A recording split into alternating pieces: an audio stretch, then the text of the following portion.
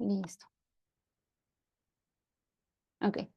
Nuevamente, buenas noches. Bienvenidos al curso que se está aperturando. En esta primera semana se va a explicar todo sobre semiología general y la clase de esta hora va a ser sobre historia clínica. Nuevamente, recalco cualquier duda que tengan, con la más confianza que ustedes pueden encender su micrófono, dejarlo por el chat.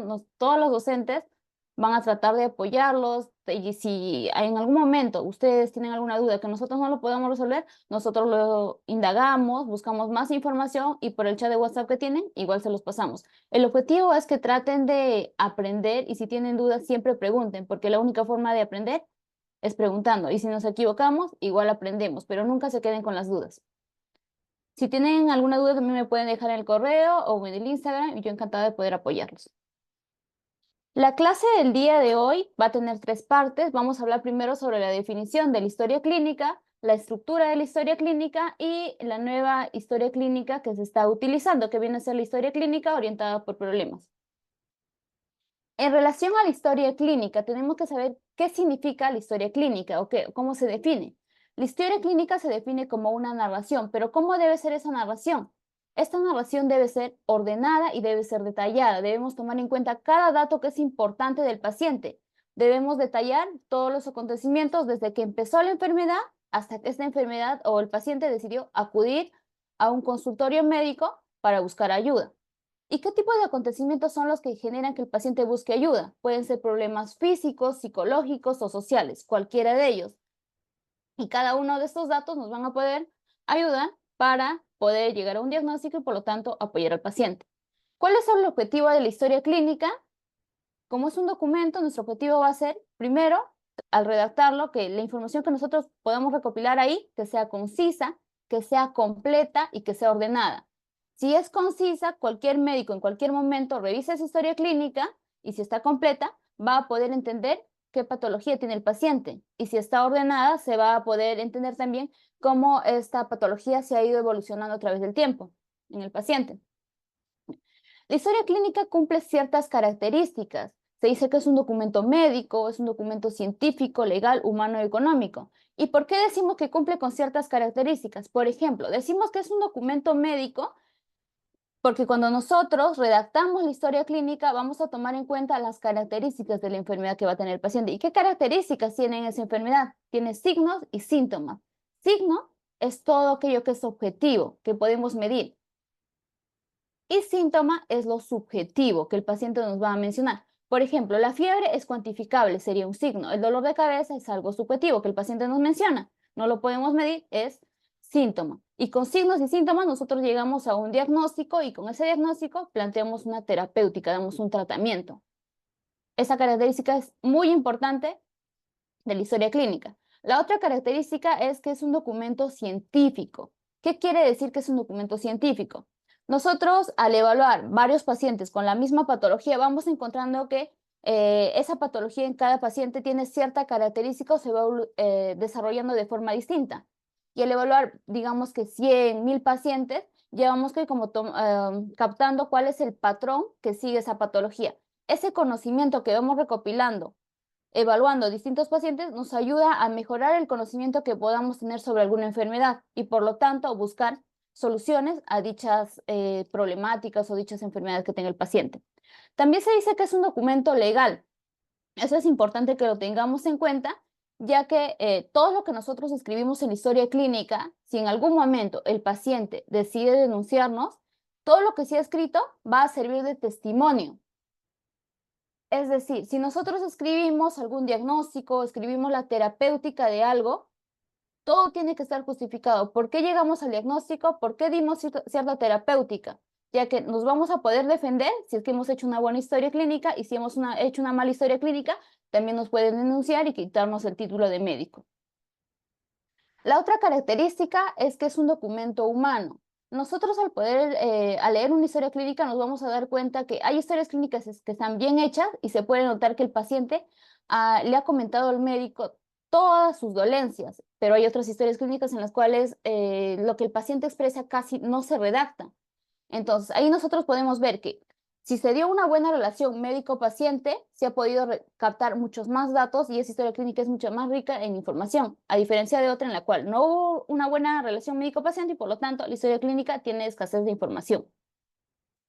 También se dice que es un documento económico, porque nosotros todo lo que vamos a colocar en la historia clínica o todo lo que vamos a pedir al paciente, sea exámenes de imagen, exámenes de laboratorio, todo va a ser cubierto, va a ser pagado por alguien. Puede ser pagado por el paciente, por sus familiares o por alguna institución. Y por lo tanto, nosotros solo debemos solicitar lo que es necesario. No es que mi paciente viene con una alteración, digamos que a nivel abdominal, y yo termino pidiéndole un montón de exámenes a nivel de la pierna, una radiografía que no tiene mucha relación, sino que todo lo que yo pido tiene que tener un porqué. A eso se refiere. De esta diapositiva, lo que siempre han preguntado en los exámenes es estas dos características, que es un documento médico y es un documento legal. Eso ténganlo en cuenta.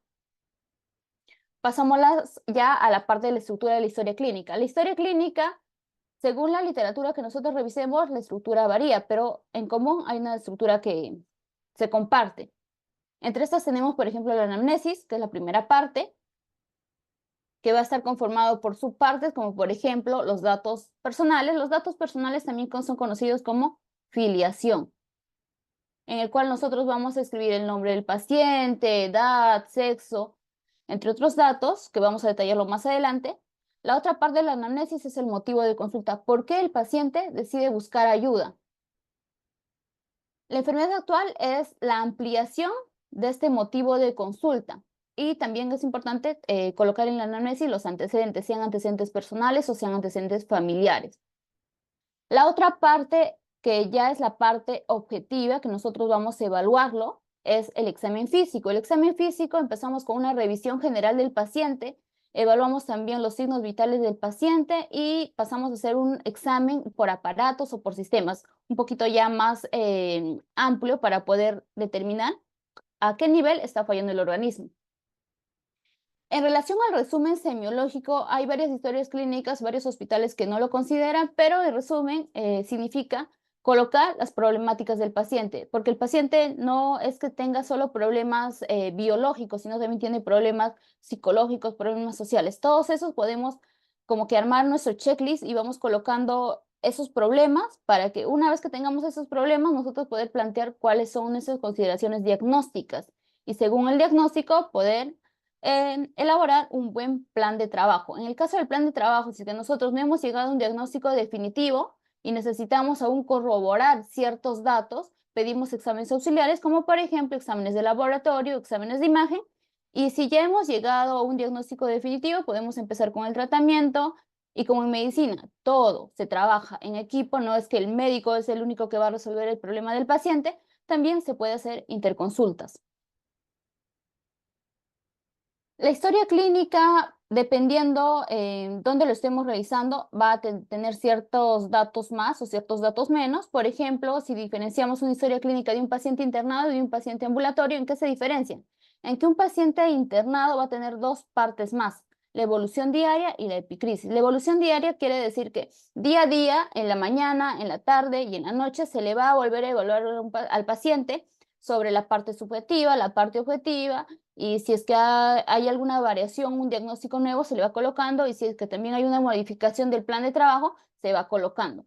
La epicrisis hace referencia a la historia o a las características o descripción de la enfermedad desde que el paciente ingresa a ser internado hasta que el paciente es dado de alta o hasta que el paciente fallece. Eso es la epicrisis. En el caso de la historia clínica del paciente ambulatorio o la historia clínica en consultorio, es las partes que ya les he mencionado. La historia clínica que actualmente se está usando en los hospitales es la historia clínica orientada a problemas, en la cual nos vamos a basar en tres partes, la base de datos, que viene a ser la parte de filiación, esta primera parte de anamnesis, el listado de problemas en la cual vamos a colocar si es que hay alguna alteración de algún signo, algún síntoma o algún examen auxiliar alterado, lo colocamos ahí, y en las notas de evolución y plan de trabajo, revaluamos nuestros diagnósticos y planteamos un plan a seguir según el diagnóstico que tenga el paciente. Es importante que se recuerden la estructura para que ustedes, tal vez al inicio les va a costar un poquito elaborarlo, una historia clínica de forma mental, Por eso se les recomienda que tengan como que una hojita donde tengan las partecitas y cada vez que van visitando un paciente van haciendo su historia clínica, pero con el tiempo ya no va a ser necesario andar con esa hoja porque ya todo lo van a tener mentalmente y van a saber todas las partes y van a poder elaborar su historia clínica de forma fácil. En relación a la estructura, empezamos con la anamnesis, la primera parte. En la anamnesis, o también conocido Mis, como interrogatorio. Sí, adelante. disculpe, ¿puede repetir lo que es epicrisis? Había explicado, pero no. ¿Lo puede volver a repetir, por favor? La epicrisis es la descripción o narración desde que el paciente ingresa a ser internado u hospitalizado hasta que es dado de alta o hasta que fallece. Eso es. La descripción de la Muchas enfermedad, gracias. cómo ha evolucionado. Ya, está bien. ¿Alguna otra duda? ¿Ninguna? Ya, continúo. La anamnesis. La anamnesis tiene otro nombre, es también conocido como interrogatorio y es una de las partes más importantes de la historia clínica. ¿Por qué más importantes? Porque nosotros al conversar con el paciente podemos, y al tener una buena relación médico-paciente, podemos captar toda la información o todas las dolencias que tiene el paciente por el cual ha asistido a consulta. Y según todos esos datos que el paciente nos va brindando, vamos a poder plantear o vamos a poder más o menos encaminarnos a qué diagnóstico puede hacer. Es por ello que si nosotros hacemos un buen interrogatorio, en la mayoría de las patologías ya tenemos, o el más del 50% de los casos, se puede llegar a un buen diagnóstico, si nosotros hacemos un buen interrogatorio. La anamnesis, como les mencioné, tiene partes. Una de las partes es datos personales. Los datos personales, también conocidos, como ya les dije en la diapositiva anterior, como filiación. En la afiliación vamos a anotar ciertos datos, como por ejemplo, los nombres y apellidos. Todo paciente tiene un nombre y un apellido y por lo tanto tiene que ser llamado por su nombre y apellido. No le podemos poner apodos, no le podemos poner o llamarle con diminutivos, nada de eso. Porque si nosotros empezamos a llamar al paciente de otra forma, hay muchos pacientes que se van a incomodar y esa relación médico-paciente que se debe establecer desde que el paciente ingresa a consulta va a ser un poquito más complicado poder establecerlo y por lo tanto el paciente no va a tener la confianza de poder expresar cuáles son sus dolencias por el cual ha asistido a consulta y se nos va a hacer un poquito más complicado de poder llegar a un buen diagnóstico. Es por eso que es importante llamar al paciente por su nombre. En relación al sexo también es importante colocarlo en la parte de datos personales. ¿Por qué? Porque hay ciertas patologías que son más prevalentes en mujeres que en varones. En relación al sexo hago referencia al sexo biológico, no estoy hablando de género. Se debe colocar el sexo biológico. El ejemplo que se está colocando acá son las enfermedades autoinmunes. Las enfermedades autoinmunes son más prevalentes en el sexo, en las mujeres. En este caso, por ejemplo, el lupus eritematoso sistémico. La edad también es importante colocarlo en la historia clínica, ya que hay ciertos grupos etarios que van a desarrollar cierto tipo de enfermedades a comparación de otros grupos etarios. El ejemplo que les coloco acá es la hipertensión arterial. ¿Por qué la hipertensión arterial? Porque si nosotros tenemos dos pacientes que tienen hipertensión arterial, pero con distinto grupo etario, digamos que uno de 60 años y uno de 15 años o 20 años, tienen hipertensión arterial, pero la causa de su hipertensión arterial en ambos es distinta, ya que en un adulto mayor, al ser multifactorial, va a desarrollar una una presión alta debido o una presión alta de tipo primaria o esencial debido a múltiples factores. A diferencia de un joven, en el cual si tiene presión alta, nosotros debemos primero sospechar de que ese paciente tiene otra enfermedad de fondo que está desencadenando que se presente la presión alta, como por ejemplo una alteración a nivel renal. Por eso es importante colocar la edad. El otro dato que también debemos colocar es el estado civil. ¿Por qué el estado civil? Porque si un paciente en la historia clínica se menciona que está casado, está viudo o es soltero, eso nos puede dar la información de que el paciente, al estar casado, tiene un soporte familiar, tiene ese apoyo que lo va a requerir o sus familiares lo van a brindar cuando el paciente lo requiera, a diferencia de un paciente soltero que tal vez no va a tener ese entorno para poder auxiliarlo. El otro dato importante a colocar es la nacionalidad, el lugar de nacimiento, el lugar de residencia, ya que hay ciertas enfermedades que son más prevalentes en una zona que en otra, o hay ciertas enfermedades que son endémicas de ciertas zonas, como por ejemplo en nuestro país el dengue. En la imagen se está observando ciertos colorcitos, el rojo, que son las zonas de mayor prevalencia de dengue, el color amarillo de intermedia prevalencia de dengue y el verde de baja prevalencia de dengue. Si un paciente en Lima, en el verano, acude al consultorio con dolor a nivel ocular, dolor abdominal, con vómitos, con náuseas, con fiebre, nosotros debemos sospechar de que puede ser dengue. Y así como el dengue, hay otras patologías en ciertas zonas que son más prevalentes o son endémicas de esas zonas. Por eso es importante colocar el lugar de nacimiento, el lugar de residencia y también de qué país es. El otro dato a colocar es el grado de instrucción. ¿Por qué el grado de instrucción es importante? Porque si bien es cierto, la historia clínica o la forma como nos expresamos ante un paciente debe ser clara con todos, en el caso de los pacientes que son analfabetos debemos tratar de ser lo más claro posible, porque no le podemos dar una receta similar. La terapéutica obviamente va a ser similar, pero la forma de cómo le vamos a explicar va a ser distinta en alguien que no sabe leer, en el cual debemos utilizar gráficas. Por ejemplo, el día de ayer en una atención, recuerdo que me tocó un paciente que era analfabeto. Por más que le escribía, era bien complicado que pueda leerlo porque tampoco en casa tenía familiares, vivía solo y era analfabeto.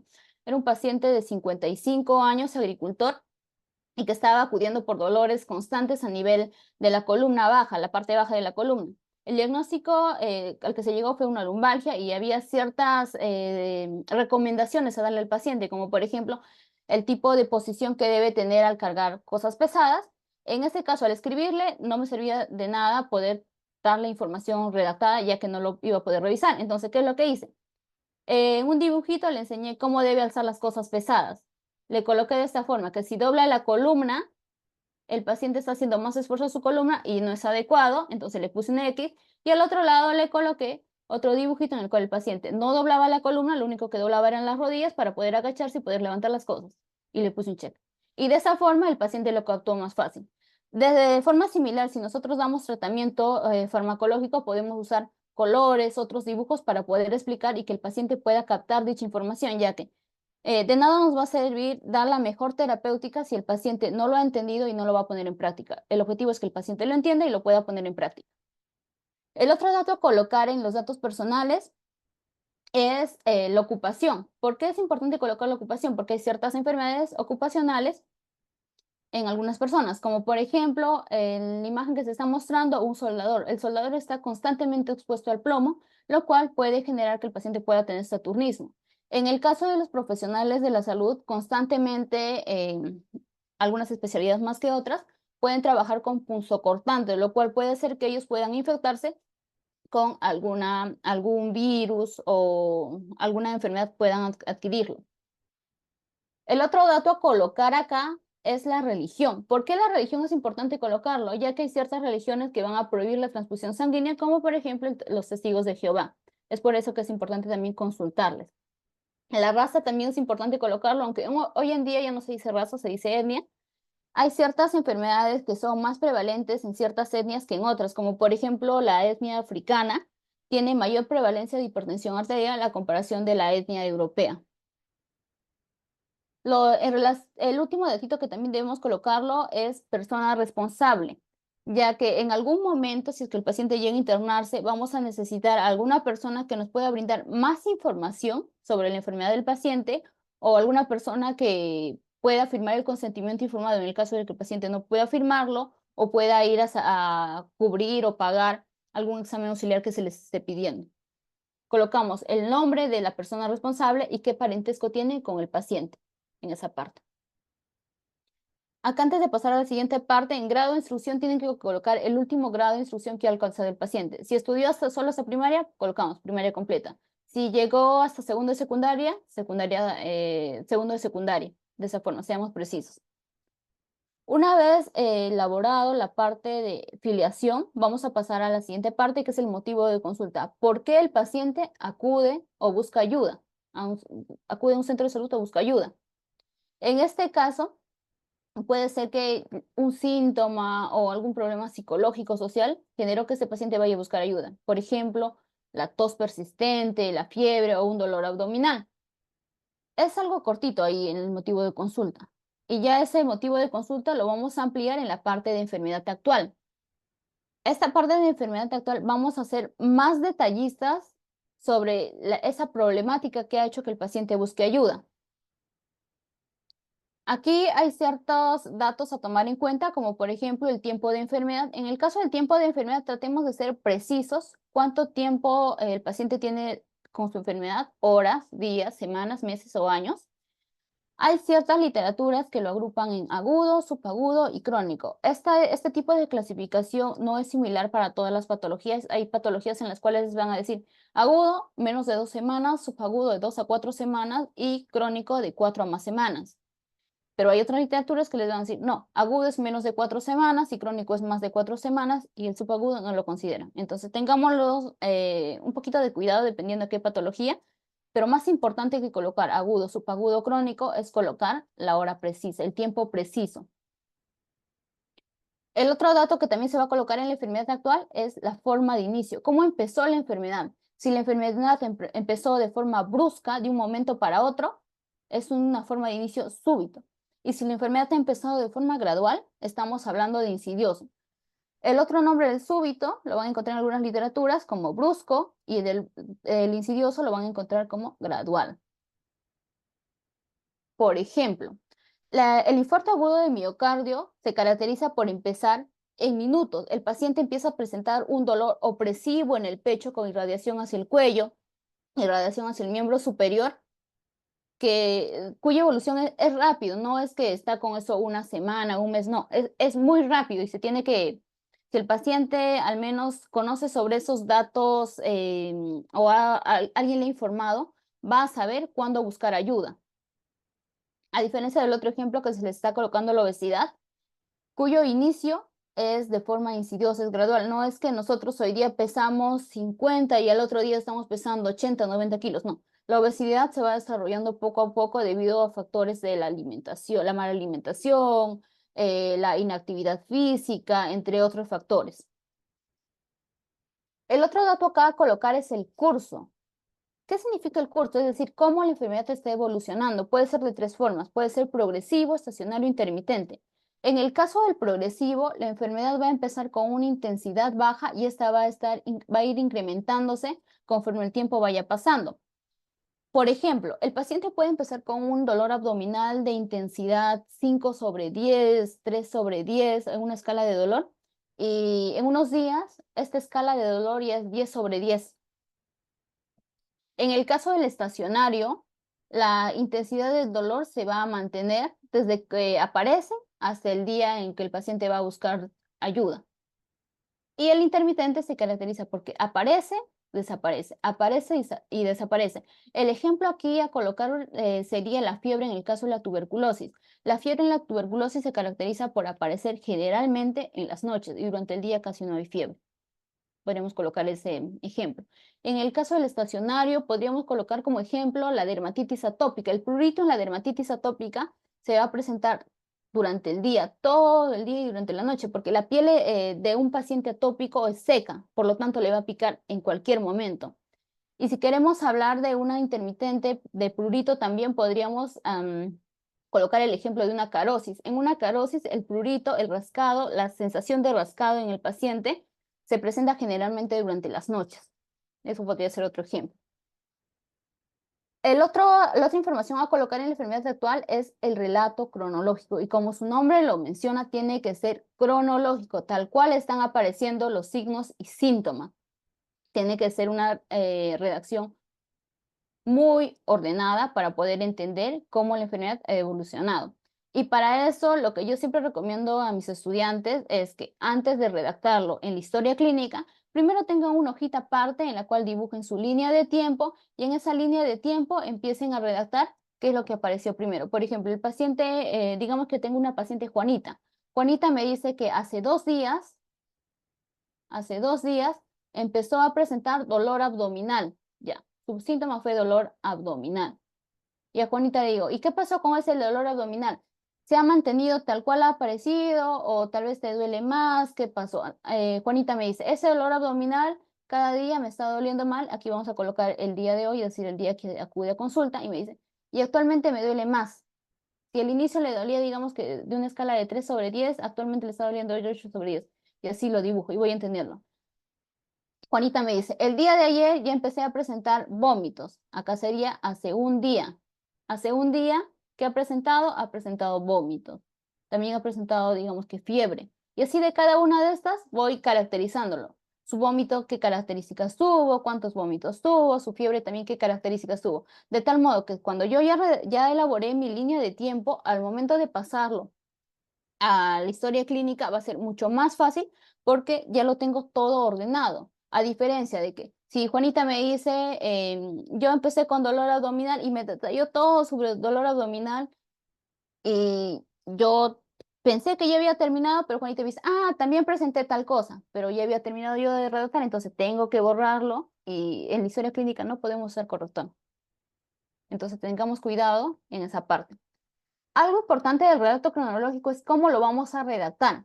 Hay una palabra clave para redactar la historia clínica. Como la parte de la enfermedad actual es lo que el paciente nos menciona, no lo que nosotros vamos a decir al paciente, la palabra clave a colocar acá es paciente refiere. Si la historia clínica, estos datos de la historia clínica de la enfermedad actual han sido brindados por un familiar, colocamos familiar del paciente refiere. Porque si nosotros no colocamos refiere y la historia clínica es un documento médico legal, si en algún momento nos denuncia, nosotros no vamos a poder cómo salvarnos por la forma como lo hemos redactado.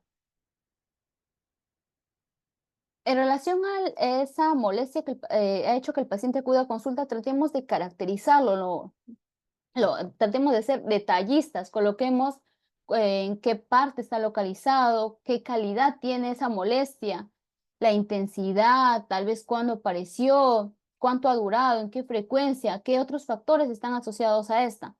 Para ello se puede usar una mnemotecnia. En este caso se usa, por ejemplo, la mnemotecnia Alicia para poder caracterizar los síntomas.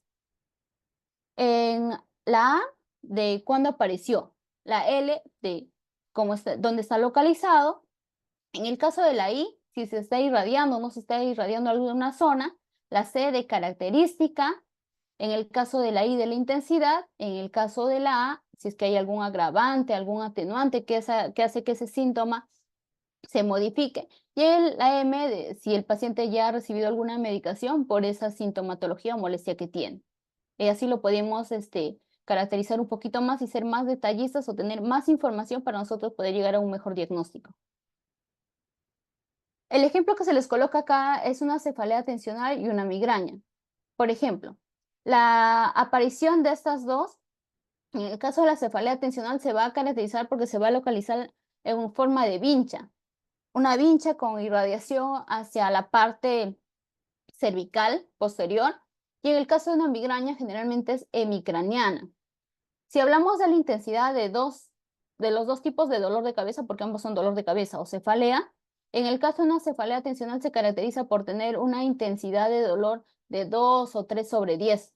No se incrementa mucho. En cambio, una migraña se caracteriza por tener una mayor intensidad de dolor y las pacientes les van a mencionar eso. Me está doliendo 7 sobre 10, 9 sobre 10 o 10 sobre 10.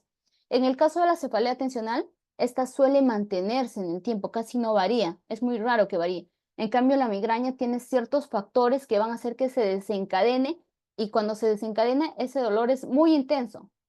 Puede durar con esa cefalea 2 horas, 3 horas o muchas horas más y luego desaparece. Y luego cuando nuevamente se tenga ese factor atenuante o agravante, esa cefalea nuevamente resalta y va bajando, así.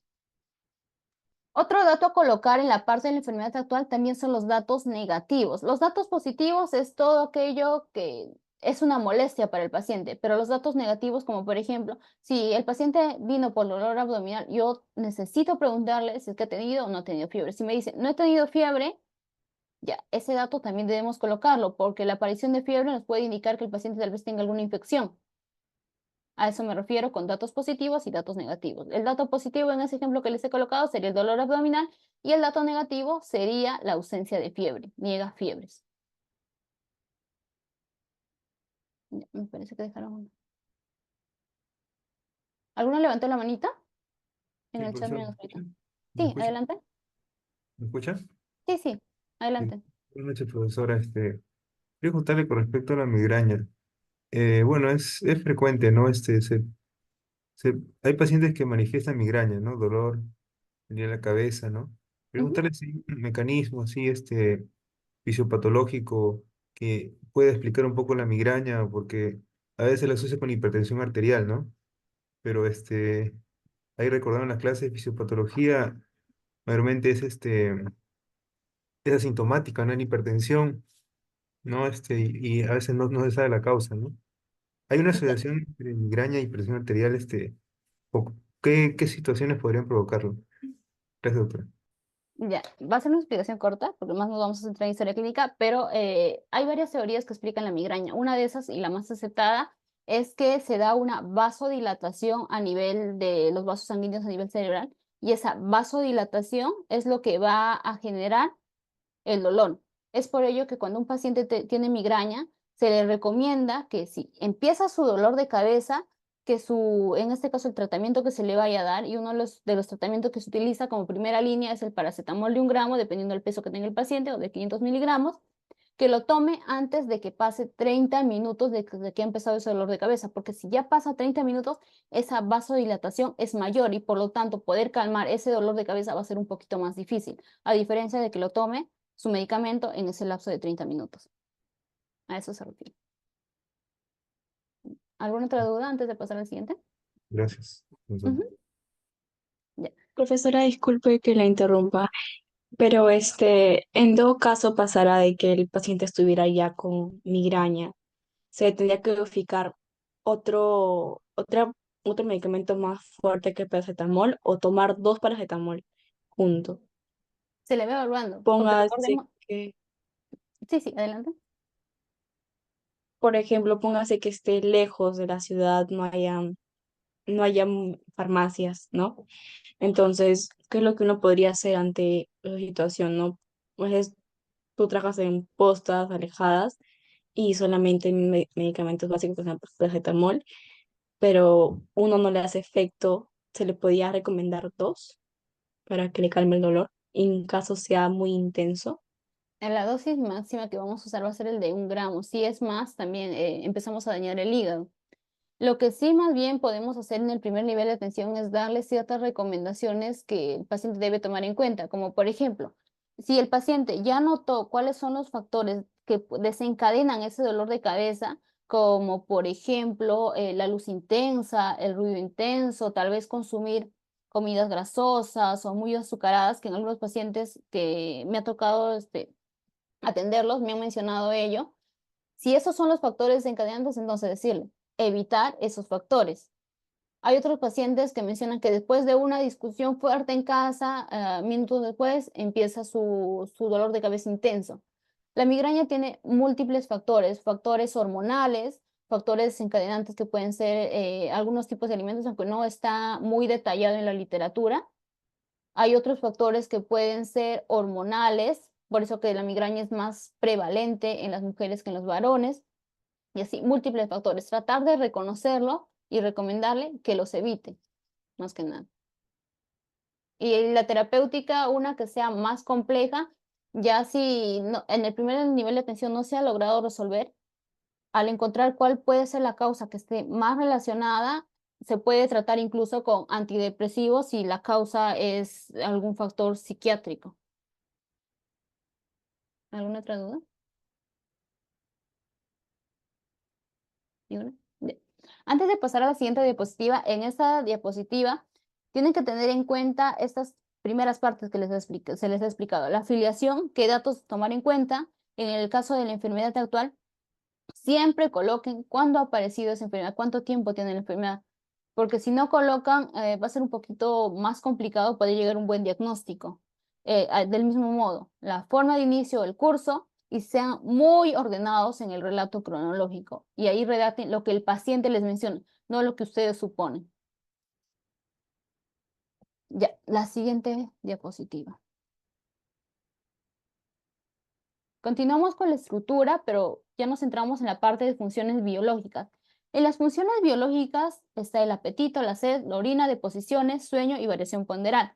En el caso del apetito, si el paciente está comiendo más o está comiendo menos o su apetito sigue conservado como siempre, si ha habido alguna variación, ¿desde cuándo se está dando esa variación? En el caso de la sed, ¿cuántos vasos de agua consume o tazas de agua consume? Porque muchas veces si nosotros le preguntamos al paciente cuántos litros de agua consume, ellos generalmente les van a decir, no sé, pero si le preguntamos de otra forma, ¿cuántos vasos o tazas de agua consume? A veces es un poquito más fácil que ellos se acuerden. Y si ha habido alguna variación en esa ingesta de líquidos, ¿hace cuánto tiempo tiene esa variación? En el caso de la orina, preguntarle cuántos litros está orinando, no todos miden cuántos litros orina, o ustedes sí lo hacen. Es un poco complicado. Entonces, ahí que vamos a consultar cuántas veces va al baño, si esa orina tiene alguna característica en especial, tal vez en el color, el olor, también colocarlo. Si en las noches se despierta para orinar, cuántas veces se despierta para orinar, también lo colocamos. En el caso de las deposiciones, hay dos datos importantes a tener en cuenta: la frecuencia y la consistencia. La frecuencia quiere decir cuántas veces al día hace deposiciones o cada cuántos días hace deposiciones, y en relación a la consistencia es si esa deposición es dura, es blanda o qué características tiene esta. En relación al sueño, si le preguntamos a veces cuántas, ellos no nos van a poder responder cuántas horas duermen. Entonces, un dato que ahí o recomendación que yo brindo es preguntarle a qué hora se duerme y a qué hora se despierta. Y si durante el lapso que está dormido se despierta o tiene sueño corrido. Y de esa forma ya nosotros hacemos nuestra sumatoria o restamos para poder hallar cuántas horas duerme. En el caso de la variación ponderal, es decir, el cambio de peso, vamos a consultar si es que ha habido un cambio de peso, cuántos kilos ha bajado o ha incrementado y en cuánto tiempo. Es importante colocarlo. El otro dato que vamos a tener en cuenta, ya terminando la parte de enfermedad actual, es la parte de antecedentes. Los antecedentes, ¿qué son? Son los hechos pasados del paciente, que pueden ser antecedentes personales o antecedentes familiares. En el caso de los antecedentes personales, vamos a tener en cuenta primero los antecedentes fisiológicos, lo que está normal. En el caso de los antecedentes fisiológicos, por ejemplo, datos sobre el nacimiento. El nacimiento fue de tipo eutóxico o distóxico. Eutóxico quiere decir un parto natural, o distóxico cuando se han necesitado herramientas para poder facilitar el parto. Y en el caso del nacimiento también, ¿con cuántos kilos nació? ¿Cuánto midió al nacer? En el desarrollo y el crecimiento, por ejemplo, a los cuántos meses o años empezó a caminar, empezó a hablar. Cada uno de esos datos se va colocando. Más que nada esto lo van a tomar o van a ponerlo más en práctica cuando lleven pediatría. Los otros datos a colocar en lo fisiológico es la menarquia, es decir, a qué edad se dio su primera menstruación. El RC es el régimen catamenial y el FUR es la fecha de última regla. Hoy día estamos 22 de enero. Digamos que Juanita el 22 de enero empezó su menstruación, su sangrado. 22 de enero. Aquí vamos a poner enero. 23 de enero, 24 y 25. Ya, y Juanita me dice que su sangrado generalmente le dura 3 días y le viene cada 28 días. Entonces, su régimen catamenial de Juanita va a ser 3, 28, es decir, tiene 3 días de sangrado cada 28 días. ¿Y cómo va a ser su FUR? Su FUR de Juanita va a ser la fecha del último día que arregló. ¿Cuándo ha sido el último día que está arreglando? Este mes, en enero, que ha empezado el 22. Entonces su FUR va a ser 22 de enero. Así de forma fácil. Ahora, ¿qué pasa si Juanita es irregular? Si Juanita es irregular, me dice que a veces su menstruación le viene sus reglas le viene cada 28, 29 o 30 días, pero generalmente es, digamos que 29 más un día, o menos un día, o más 2 días, más 3 días.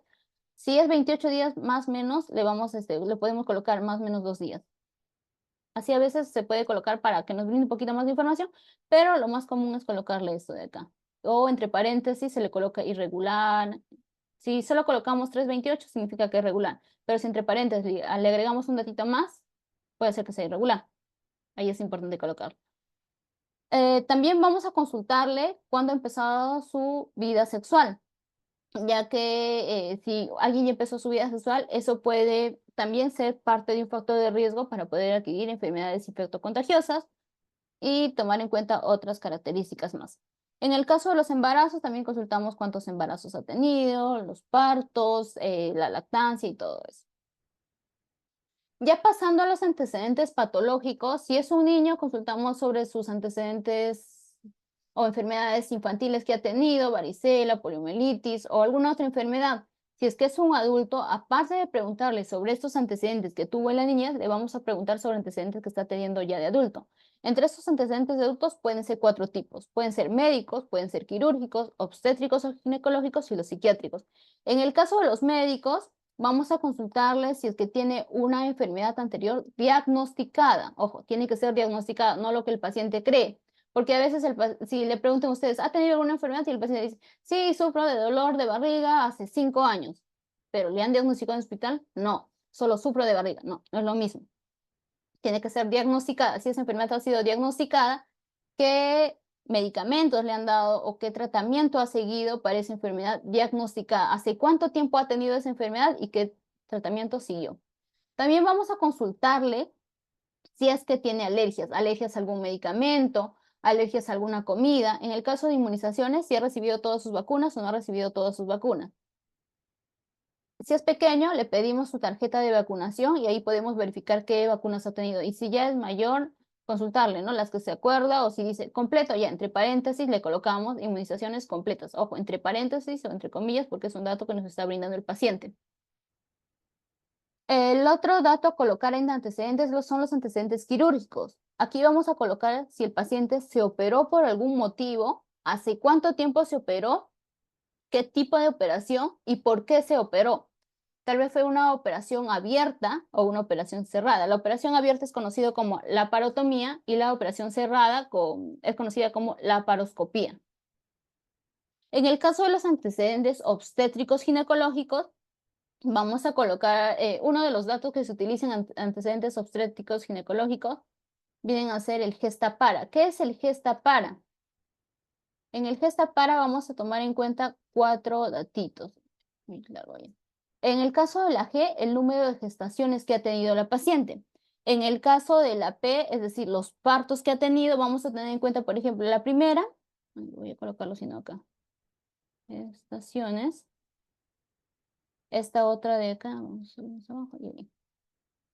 Ya.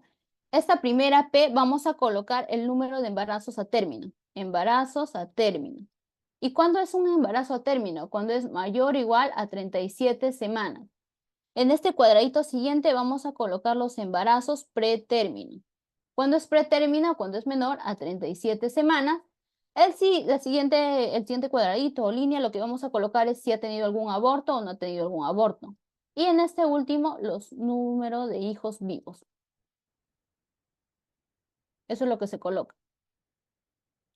Lo de la menstruación, si es que hay alguna anormalidad en la menstruación, también se coloca acá. Si es que la paciente está usando algún método anticonceptivo, lo colocamos acá también. En el caso de la función sexual, también se va a colocar acá todos esos datos. Los antecedentes psiquiátricos, vamos a colocar qué enfermedad psiquiátrica diagnosticada tiene y si ha sido hospitalizado por esa enfermedad psiquiátrica, está recibiendo algún tratamiento o no está recibiendo algún tratamiento. El otro tipo de antecedente personal es el antecedente del medio. ¿A qué se refiere con antecedente del medio? ¿Dónde nació? El lugar de nacimiento. Y si anteriormente ha tenido otros lugares de residencias diferentes al actual. En el caso de las características de la vivienda también es importante consultarle. Por ejemplo, si en la vivienda cuenta con todos los servicios básicos o no cuenta, si tiene agua, tiene desagüe, tiene luz o no. Ya que si el paciente nos dice, no tengo agua en mi casa, no tengo desagüe, y viene por un dolor abdominal, y no solo él, sino toda su familia, varios vecinos, podríamos estar en un caso de una parasitosis. También es importante consultarles sobre el núcleo familiar, con quienes vive en casa, cuántos integrantes hay en casa, cuántos integrantes por habitación. En el caso de la vivienda, el tipo de material de la vivienda, cuántas habitaciones hay, cada una de esas características. Y si hay mascotas en casa, también colocarlos. ¿Son mascotas o son animales de crianza? Y si son mascotas, ¿están desparasitadas o no están desparasitadas? El otro dato a colocar acá son los hábitos, la alimentación. Es muy importante saber qué calidad, cantidad y horarios tiene en relación a la alimentación, ya que nos puede decir consumo 3 comidas al día, pero tiene un horario desorganizado y viene a consulta por un ardor o quemazón a nivel epigástrico, En las noches tiene regurgitación, es decir, quemazón a nivel del esófago que llega hasta el nivel de la boca. Podríamos estar sospechando en una enfermedad de reflujo gastroesofágico por un desorden alimentario. La actividad física, vamos a consultar qué tipo de actividad física está realizando. Actividad física aeróbica, anaeróbica, con qué frecuencia lo realiza, ya que lo recomendado por la Organización Mundial de la Salud es realizar actividad física mínimo 30 minutos al día durante 3 a 5 veces por semana. La ingesta de bebidas alcohólicas también es importante colocarlo, con qué frecuencia y en qué cantidad te está ingiriendo bebidas alcohólicas, qué tipo de bebidas alcohólicas. En el caso del tabaco también, si fuma, no fuma, y cuántos cigarrillos al día, con qué frecuencia, todo eso. En el caso de la droga, también especificar qué droga está ingiriendo. Los medicamentos también, qué medicamentos, hace cuánto tiempo, en qué dosis, todo eso lo vamos colocando acá. De esta diapositiva, recordarse las funciones biológicas, no se olviden porque siempre les van a brindar bastante información, y en el caso de los antecedentes, también sean detallistas. Muchas veces el paciente le dice, tanto me preguntas, pero traten de ganarse esa confianza para que el paciente pueda contarles todos esos detalles. Siguiente diapositiva, continuamos con los antecedentes, pero ya nos centramos en los antecedentes familiares. En el caso de los antecedentes familiares vamos a consultar si es que ese familiar tiene alguna enfermedad o no, la edad y su estado de salud. Y si es que el familiar ya falleció, digamos que Juanita, le consultamos, ¿tu mamá sufre de alguna enfermedad? Me dice, sí, de diabetes. Y su papá de hipertensión. Alguno de ellos ya falleció, me dice, mi papá falleció ya. Entonces tengo que colocar, falleció a tantos años y ¿por qué falleció? Colocar todos esos datos. Generalmente los datos que se va a colocar van a ser de los parientes inmediatos. ¿Quiénes son los parientes inmediatos? Mamá, papá, abuelos, hermanos, hijos, incluso nietos se puede considerar, pero más se considera eso de acá. Padres, hermanos, hijos y abuelos. La otra parte, ya terminando la anamnesis, es el examen físico. En el caso del examen físico, vamos a empezar por un examen, una revisión general del paciente, una ectoscopía del paciente. ¿Cómo es su estado general del paciente?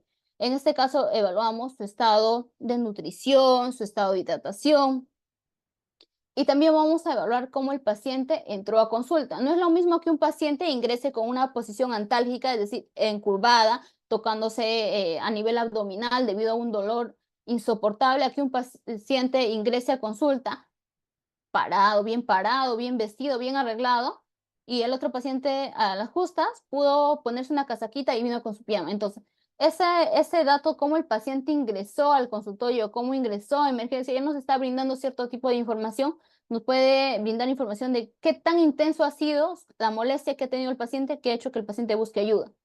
Es importante colocar cada uno de esos datos.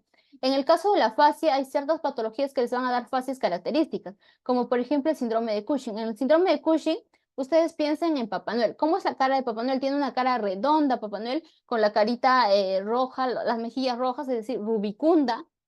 Si le miramos la espalda, tiene una espalda un poquito, con un poquito de curva.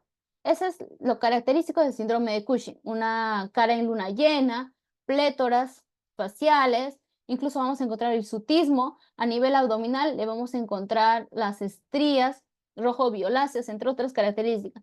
Si tenemos un paciente que tiene alguna alteración hepática, puede ingresar con una fascia ictérica, una cara amarilla, una cara de Homero Simpson, si se acuerdan. O si hablamos de un paciente con lupus eritematoso sistémico, va a venir con una cara que va a tener las alas de mariposa, es decir, a nivel malar va a tener la cara rojita. Y así, hay ciertas patologías que les van a dar cierto tipo de fascia característica que debemos colocarlo. En el caso del hábito constitucional, si el paciente es muy delgado, puede ser un fenotipo caquéctico. Si el paciente es muy obeso, tiene una contextura muy gruesa, un fenotipo pícnico, y así vamos caracterizando lo general que nosotros estamos observando. En la otra parte del examen físico ya viene a la parte de signos vitales, que esto se va a ampliar en una clase que se va a dictar en unos días.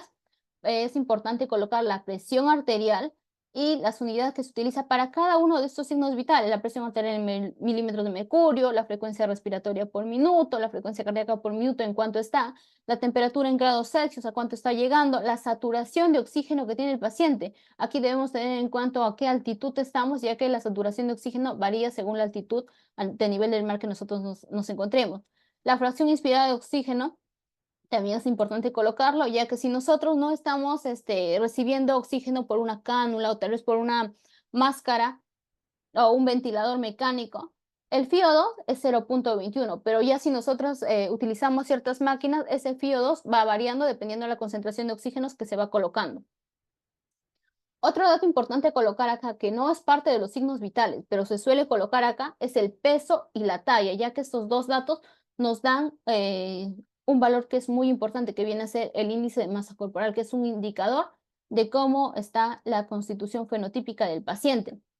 El índice de masa corporal se va a calcular del siguiente modo: el peso sobre la talla al cuadrado. Pero recordemos que la talla debe estar en unidades de metros y el peso en kilogramos. El valor que nos salga ahí nos va a poder indicar si el paciente está en buen estado, está en sobrepeso o está en obesidad o está en desnutrición. Lo normal es que esté de 18.5 a 24.9. De 25 a 29.9 el paciente ya está en sobrepeso y de 30 para arriba está en obesidad. Ya va a variar eso en qué grado de obesidad esté. En el caso del examen por aparatos o sistemas, eso es importante tenerlo en cuenta porque cuando estemos rotando por especialidades vamos a darnos cuenta de que hay ciertas especialidades que hacen más énfasis en el examen de ciertos aparatos o sistemas. En el caso de hacer un examen de cabeza, oídos, nariz o garganta, en el caso de cabeza, por ejemplo, tiene una cabeza simétrica o asimétrica. Si es que hay alguna alteración específica que estamos encontrando a nivel de la cabeza, en los oídos podemos observar o examinar la parte externa con la inspección, y si queremos ser un poquito más, observarlo más, utilizamos nuestro otoscopio, que es un aparato que se introduce para poder observar cómo está a nivel interno. En el caso de la nariz está simétrica o simétrica.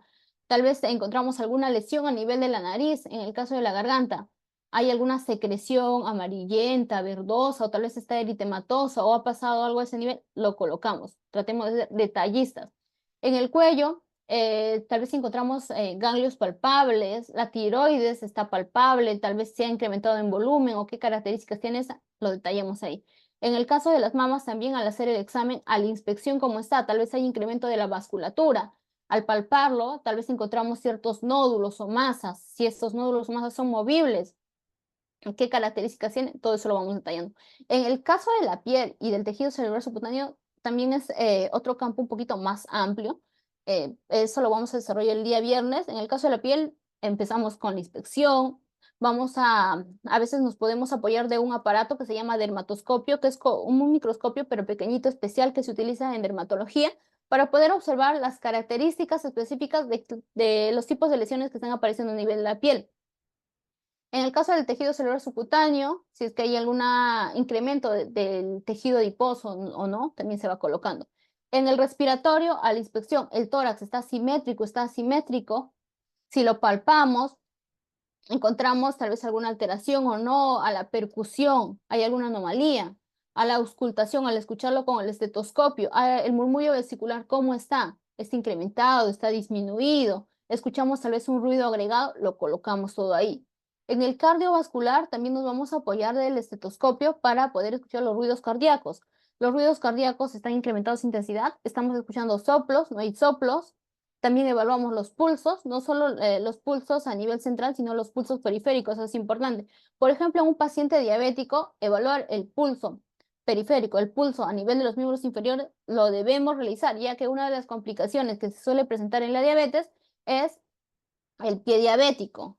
Y cómo lo ayudamos a estos pacientes. Si nosotros ya dejamos de palpar el pulso está muy debilitado, ojo, alerta, lo derivamos al paciente en endocrinología para que se tome las medidas adecuadas y evitar que la progresión sea muy rápida o muy acelerada, sino que para enlentecer esa progresión de la enfermedad o de la diabetes. En el digestivo, igual, observamos el abdomen, hay alguna anomalía a nivel del abdomen, a la inspección. Luego a la auscultación, cómo están los ruidos hidroaéreos a nivel del abdomen, están incrementados, están disminuidos. Lo palpamos, tal vez encontramos alguna masa o no, esa masa qué dimensión tiene, es movible, no es movible. Si nosotros le palpamos el abdomen, el paciente muestra una fascia dolorosa o no, todo lo vamos colocando ahí. En el genito urinario no es tan amplio, pero debemos hacer la puño percusión lumbar, es decir, a nivel dorsal o a nivel de la espalda, se le hace unos pequeños golpes, casi a nivel de los riñones, y si el paciente muestra una fase dolorosa, podríamos sospechar en cálculos.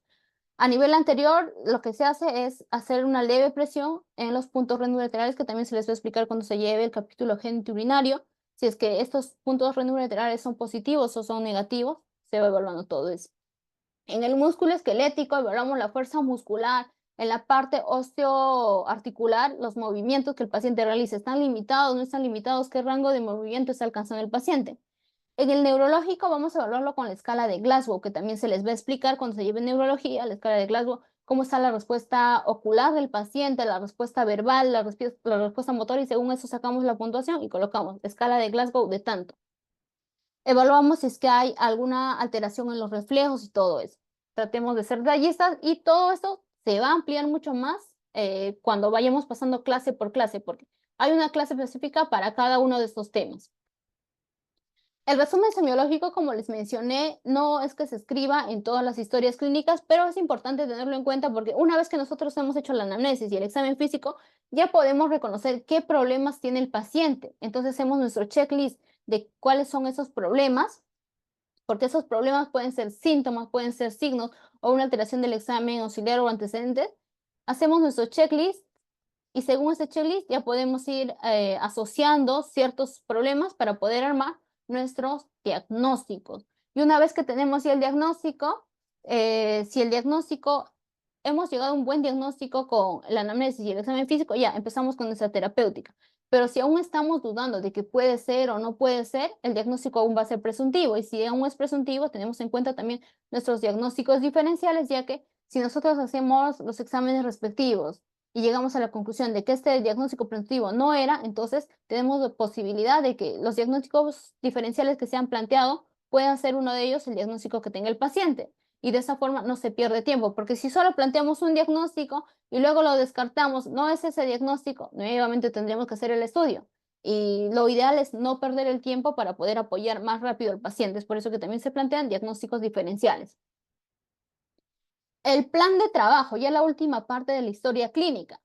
Vamos a tener en cuenta si es un diagnóstico presuntivo, tomarle exámenes auxiliares. Su nombre lo menciona, es auxiliar. No es que el examen, nosotros antes de revisar al paciente, antes de conversar con el paciente, de frente le doy su examen auxiliar. No, esto se le pide dependiendo a la necesidad. Puede ser un examen de laboratorio como un hemograma, un perfil hepático o entre otros. O un examen de imágenes como una resonancia, una tomografía, una ecografía, etc. Una vez que ya hemos llegado a un buen diagnóstico, planteamos nuestro tratamiento. El tratamiento puede ser no farmacológico, puede ser farmacológico o puede ser quirúrgico. En el no farmacológico a mi parecer, es uno de los tratamientos más importantes que le podemos dar al paciente, ya que esta parte nos va a servir para educar al paciente. Recordemos que si nosotros educamos al paciente, cambiamos su estilo de vida del paciente. Y no solo eso, sino que a nosotros, al ser seres sociales, siempre estamos en constante comunicación con otros seres humanos. Entonces, el paciente llega a su casa, ese cambio de estilo de vida que le hemos brindado al paciente, el paciente lo va a conversar con sus hijos, con su pareja, tal vez lo converse en su trabajo, y así esa información, que es buena información para un buen cambio de estilo de vida, se va transmitiendo a varias personas. El otro tratamiento es el farmacológico. En el caso del farmacológico, nosotros obviamente le colocamos qué medicamento le vamos a dar, en qué dosis le vamos a dar, por cuánto tiempo le vamos a dar. Y acá tengamos en cuenta en nuestro país hay muchas personas que no tienen los recursos suficientes para poder comprarse algunos medicamentos. Entonces, recomendemos los medicamentos que estén a disposición del paciente, porque de nada nos va a servir darle el medicamento que ha salido recién y está muy, muy caro, porque el paciente no lo va a poder comprar y por lo tanto no va a poder seguir su tratamiento. Tengamos en cuenta eso. Y el quirúrgico, obviamente, como les mencioné, es en ingreso a sala quirúrgica, que puede ser un tratamiento quirúrgico abierto, cirugía abierta o cirugía cerrada, dependiendo a cuál se le brinde. También es importante trabajar en equipo con las interconsultas, ya que si se trabaja en equipo de forma interdisciplinaria, el apoyo que se le va a brindar al paciente va a ser de mayor calidad y la calidad de vida que va a tener el paciente va a ser más adecuada. Si con todo eso aún nosotros no podemos cómo llegar al paciente, cómo hacerle ciertas preguntas al paciente, aquí en la parte derecha de la diapositiva se les está colocando algunas preguntas que ustedes pueden utilizarla para que puedan hacerle al paciente, porque al inicio todos cuando empezamos a hacer una historia clínica por primera vez, a veces no sabemos qué preguntar, pero se les deja ahí esta lista de preguntas, como por ejemplo pueden preguntar, ¿cuándo empezó a sentirse mal? El paciente les puede decir, hace 2 días, ya, eso les va dando algunos datos. ¿Cómo comenzó la enfermedad? Empecé con dolor a nivel de mi abdomen. ¿Con qué síntoma? Ahí les digo, a nivel de su abdomen. Y usted le pregunta, ¿y cómo ha evolucionado esos síntomas? Ah, les dice, hace 2 días me dolía poco, pero conforme han pasado los días me está doliendo más. Y ahí les está abriendo información de la intensidad. Y también le preguntan, ¿es la primera vez que se le ha presentado? El paciente le puede decir sí o les puede decir no. Y si es que ya ha tenido algún episodio parecido a esta, cuando le pregunte el paciente le puede decir, sí, hace 2 meses me pasó lo mismo o no. Y le preguntan, ¿a qué atribuye usted su enfermedad? Ahí el paciente les puede decir, hace 2 días almorcé, no almorcé en mi casa, almorcé en la calle, en un puesto de ambulantes, por ejemplo. La otra pregunta que podrían consultar ustedes, ¿qué precedió al estado de enfermedad o qué le pasó antes de que le empiece cualquier molestia? Y el paciente les puede mirar alguna información o no que puede ser útil para la historia clínica. La otra pregunta, ¿se realizó alguna consulta médica o no? Y el paciente le dice, no, hasta ahora no me he realizado, en casa nada más he estado tomando manzanilla, pero no me pasa el dolor, les puede decir, por ejemplo. La otra pregunta a consultar es que si es que se realizó algún examen complementario o no, y si es que ha recibido algún tratamiento o no. Cada uno de esos datos les va a brindar información o les va a ayudar a poder tener una mejor relación médico-paciente y por lo tanto el paciente tenga mayor confianza o se sienta más cómodo para poder brindar más información. La última parte ya de esta clase viene a ser la historia clínica orientada al problema. ¿En qué se basa la historia clínica orientada al problema? Este tipo de historia clínica es una historia que fue planteada o fue elaborada en el 1966 por el médico Lawrence Witt. Y Lawrence Witt tuvo un objetivo para elaborar esta historia clínica, porque se dio cuenta que utilizando una historia clínica común a veces era un poquito complicado poder plantear un buen diagnóstico. Entonces, Witt dijo, si yo planteo o elaboro una historia clínica que se base en problemas, voy a dar un tratamiento un poquito más certero para resolver esos problemas.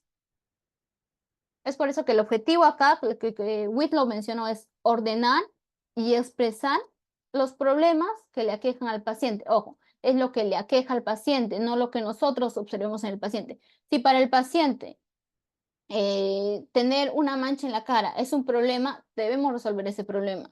Si para el paciente tener problemas familiares o cómo responder a la ansiedad es una dificultad para él, apoyémoslos con esos. Es lo que el paciente percibe como problema.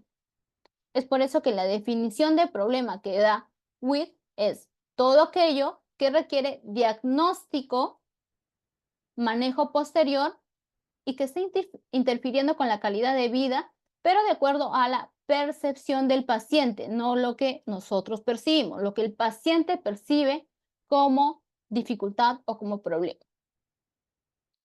Esta historia clínica orientada al problema tiene ciertas ventajas al utilizarla, como por ejemplo, que antes de utilizar este tipo de historia clínica, en lo que se basaban los médicos era en resolver el problema biológico del paciente. Si el paciente iba por un dolor abdominal, resolvía ese dolor abdominal, pero si tenía problemas tal vez familiares, psicológicos, lo siento, yo no me encargaba de eso, pero esta historia clínica sí se encarga de resolver eso, porque la persona es un ser biopsicosocial.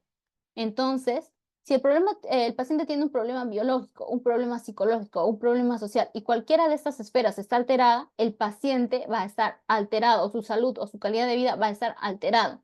Es por eso que es muy importante tomar en cuenta este tipo de historia clínica, ya que nos ayuda a resolver el conjunto que conforma a la persona.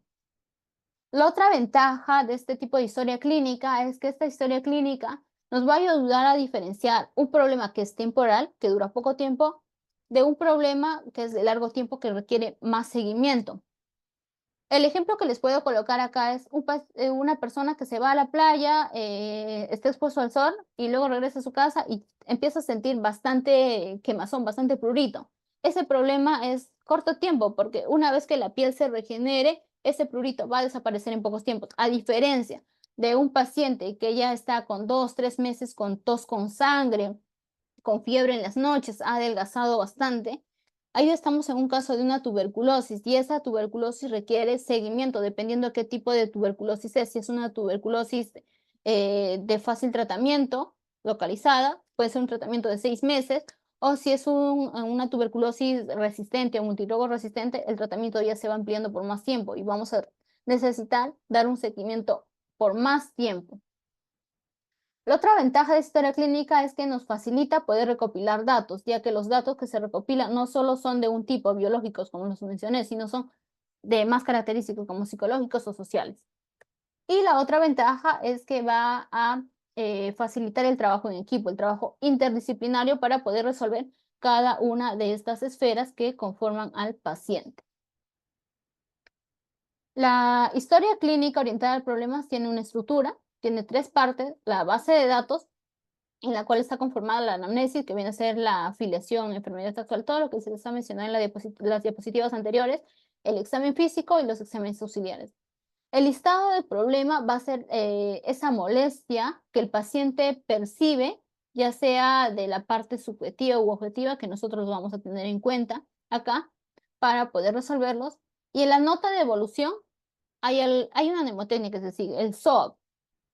La S de subjetivo, es decir, la causa que lleva a que el paciente busque ayuda, la queja que el paciente tiene. En este caso puede ser un dolor de cabeza, un dolor de abdomen, etc. El objetivo son los datos que nosotros vamos a encontrar después de hacer el examen físico, los datos positivos que encontramos en ese examen físico o al realizar un examen auxiliar. Por ejemplo, la presión arterial elevada puede ser un dato después del examen físico evaluado. La A de apreciación. En la parte de apreciación, cada uno de esos datos que nosotros hemos recopilado, la parte subjetiva y objetiva, nos sirve para llegar a un diagnóstico. Y con ese diagnóstico nosotros lo valoramos y podemos dar un pronóstico para que en la P de plan nosotros podamos dar un tratamiento adecuado para esa alteración que tiene el paciente. Este tipo de estructura es lo que hoy en día se usa en los hospitales. Si bien es cierto, yo les planteé la estructura al inicio de una historia clínica, esa historia clínica, practíquenla bastante, pero siempre tengan en cuenta el SOAP, porque ya que el SOAP, la nueva modalidad de centrarnos en el problema, nos ayuda a poder ayudar con mayor facilidad al paciente. Bueno, eso sería todo. Me he pasado unos minutos, pero espero que se haya entendido todo. Ya saben que cualquier duda que tengan me pueden escribir al correo o al Instagram y yo encantada de poder ayudarlos. Muchas gracias.